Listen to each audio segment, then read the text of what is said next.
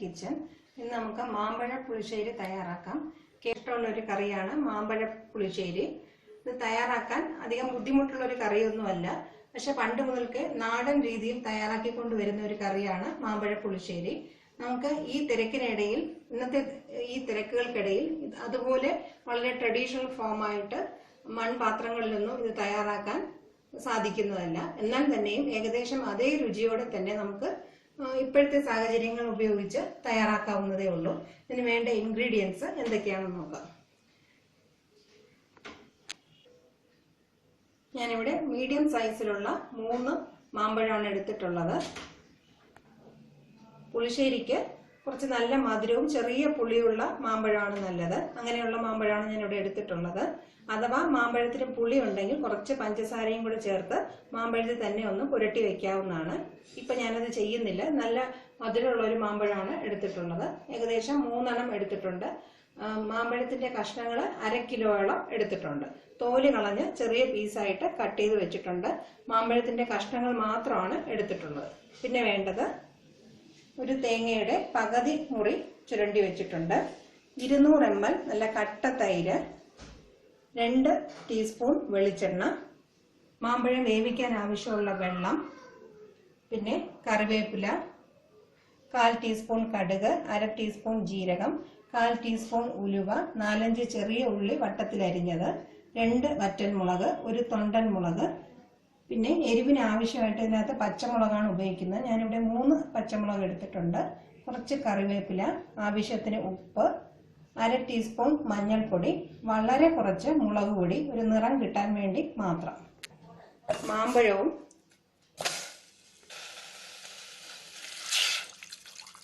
വെള്ളം മുങ്ങാൻ ആവശ്യമുള്ള വെള്ളം വയ്ക്കുക. ഈ വെള്ളത്തിൽ കൃത്യമായിട്ട് ഇത് വെന്ത് കിട്ടണം. ഉപ്പും മഞ്ഞൾപ്പൊടിയും പച്ചമുളകും ഇതിൻ്റെ കൂടെ ചേർത്ത് അടച്ചു വെച്ച് 4-5 മിനിറ്റ് വേവിച്ചെടുക്കാം. കറിക്ക് ആവശ്യമുള്ള അരപ്പ് തയ്യാറാക്കാം. തേങ്ങയും ജീരകവും കുറച്ച് വെള്ളവും ചേർത്ത് നന്നായിട്ട് മഷി പോലെ അരച്ചെടുക്കണം. മാങ്ങ ഏകദേശം പകുതി വേവായിട്ടുണ്ട്. കുറച്ചും കൂടെ വേകാനുണ്ട്. 2-3 മിനിറ്റും കൂടെ അടച്ചു വെച്ച് വേവിച്ചെടുക്കാം.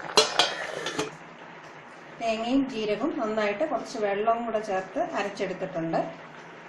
മാങ്ങ 80% വെന്തിട്ടുണ്ട്. ഇനി നമുക്കിതിൻ്റെ കൂടെ അരച്ചു വെച്ചിരിക്കുന്ന അരപ്പും കൂടെ ചേർത്ത് കൊടുക്കാം. അരപ്പും കൂടെ ചേർത്ത് ആവശ്യത്തിന് ഉപ്പുണ്ടോ എന്നൊക്കെ നമുക്ക് നോക്കാം.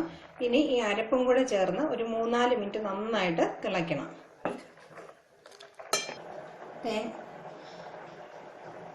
തൈര് നമുക്ക് നന്നായിട്ട് അടിച്ചെടുക്കാം. നന്നായിട്ട് കട്ടയൊന്നും ഇല്ലാതെ അടിച്ചു വയ്ക്കാം.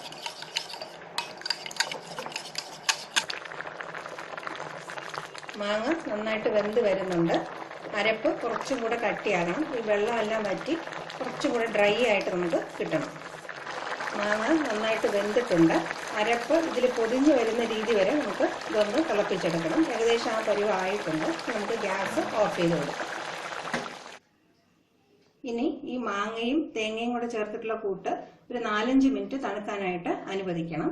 നമ്മൾ തൈര് നന്നായിട്ട് അടിച്ചു വെച്ചിട്ടുണ്ട്. ഈ അരപ്പും തേങ്ങയും മാങ്ങയും കൂടെ ചേർന്നിട്ടുള്ള നല്ല തണുത്തതിന് ശേഷം മാത്രമേ തൈര് ചേർത്ത് കൊടുക്കാൻ പാടുള്ളൂ. ഈ സമയത്ത് തന്നെ നമ്മളിത് ചേർത്ത് കൊടുക്കുകയാണെങ്കിൽ തൈര് പിരിഞ്ഞ് നമ്മുടെ പുളിശ്ശേരി ചീത്തയായി പോകാൻ ചാൻസ് ഉണ്ട്. അതുകൊണ്ട് പുളിശ്ശേരി തയ്യാറാക്കുമ്പോൾ ഇത് വളരെ ശ്രദ്ധിക്കേണ്ട കാര്യമാണ്. റൂം ടെമ്പറേച്ചർ എത്തിയില്ലെങ്കിൽ പോലും കുറച്ചെങ്കിലും ഒന്ന് തണുത്തതിന് ശേഷം മാത്രം തൈര് ചേർത്ത് കൊടുക്കുക. മാങ്ങയിൽ അരപ്പ് പൊതിഞ്ഞ് നിൽക്കുന്ന രീതിയിലാകുന്നവരെ തിളപ്പിച്ചെടുക്കണം. അത്രയും വെള്ളം മാത്രമേ ചേർക്കാൻ പാടുള്ളൂ. നമ്മുടെ മാമ്പഴം അധികം വെന്ത് ഉടഞ്ഞു പോകാനും പാടില്ല. പക്ഷെ കൃത്യമായിട്ട് നല്ല വെന്തിരിക്കുകയും വേണം. ഈ സമയത്ത് വെള്ളം കൂടുതലാണെന്ന് തോന്നുന്നെങ്കിൽ കുറച്ച് വെള്ളം മാറ്റി, ഇല്ലെങ്കിൽ അത് കുറുക്കി ഇതിൻ്റെ കൂടെ ചേർക്കുക. ഇല്ലെങ്കിൽ നമ്മൾ തൈരും കൂടെ ചേർക്കുമ്പോൾ കറി ഒരുപാട് വെള്ളം പോലെ ആയി പോകാൻ ചാൻസ് ഉണ്ട്. ഇത് പ്രത്യേകം ശ്രദ്ധിക്കുക.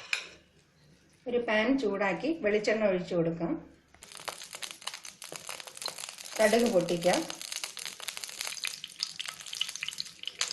കറിവേപ്പിലയും പച്ചമുളകും വറ്റൽമുളകും ചെറിയ ഉള്ളിയും ചേർത്ത് നന്നായിട്ട് മൂപ്പിക്കാം.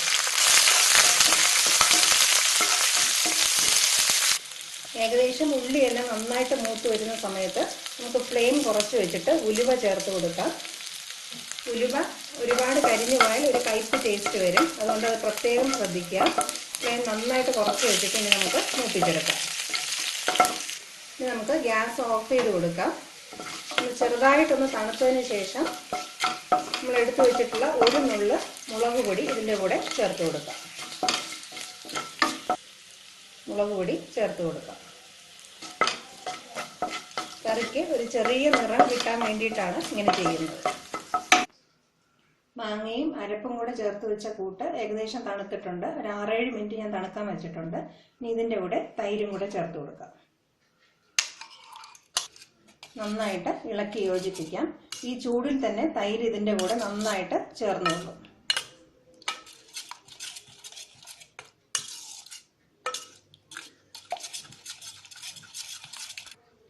ഇനി നമുക്ക് താളിച്ച് വെച്ചതും കൂടെ ഇതിൻ്റെ കൂടെ ചേർത്ത് കൊടുക്കാം. ഒന്ന് മിക്സ് ചെയ്ത് കൊടുക്കാം.